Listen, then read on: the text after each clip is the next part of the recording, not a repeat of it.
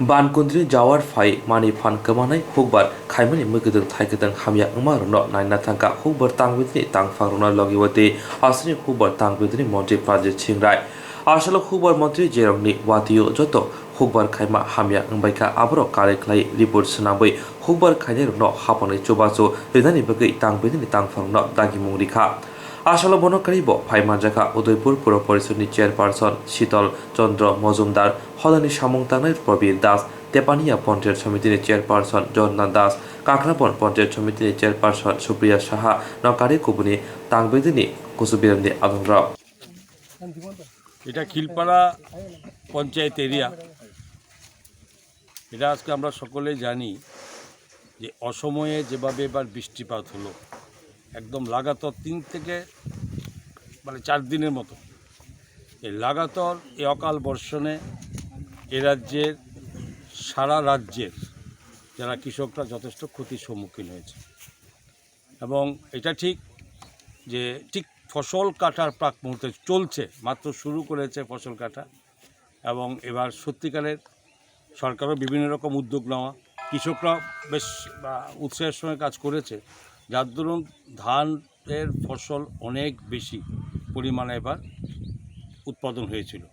এবং সেই সঙ্গে সবজিও প্রচুর পরিমাণে বিভিন্নভাবে কৃষকরা উৎপাদন করেছে। ঠিক এই মতো অবস্থায়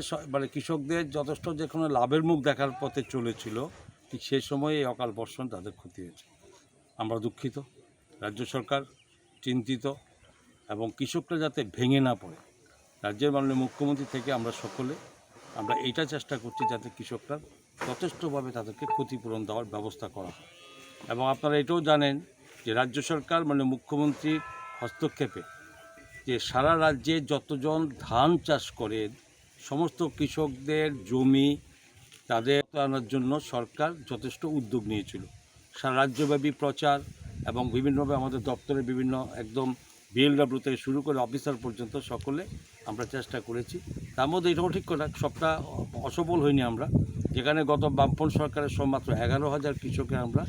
আমরা এখানে ইন্স্যুরেন্সের আওতায় আসতে দেখেছি, আর সেই জায়গাতে আমরা 3 লক্ষের উপরে কৃষককে এখানে এই ইন্স্যুরেন্সের আওতা আনতে পেরেছি এবং তার যতটা প্রিমিয়াম প্রতি গাড়িতে 220 টাকা করে প্রিমিয়াম লাগে, 210 টাকা সরকার বহন করেছে, মাত্র 10 টাকা কৃষকের।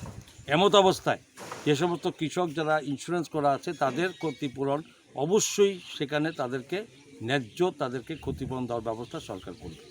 যারা ইন্স্যুরেন্স করেনি, আমার দুঃখের সঙ্গে বলছি যে তাদেরকে এতবার বলা সত্ত্বেও যারা করেনি, দুর্ভাগ্য, আমরা চেষ্টা করব তাদের কী করে দেওয়া যায়, তবে ইন্স্যুরেন্স ছাড়া তাদের দেওয়া মুশকিল, তো চেষ্টা সরকার করবে। সবজির ক্ষেত্রে যাদের ক্ষতি হয়েছে, যাদের ইন্স্যুরেন্স থাকে না, সেই সমস্ত সবজির ক্ষেত্রে আমরা তাদেরকে সমস্ত তথ্য নিয়ে আমরা চলছি সারা রাজ্যব্যাপী, আমরা তাদের একটা ক্ষতিপূরণ হিসাব করে তাদেরকে ক্ষতিপূরণ দেওয়ার ব্যবস্থা সরকার।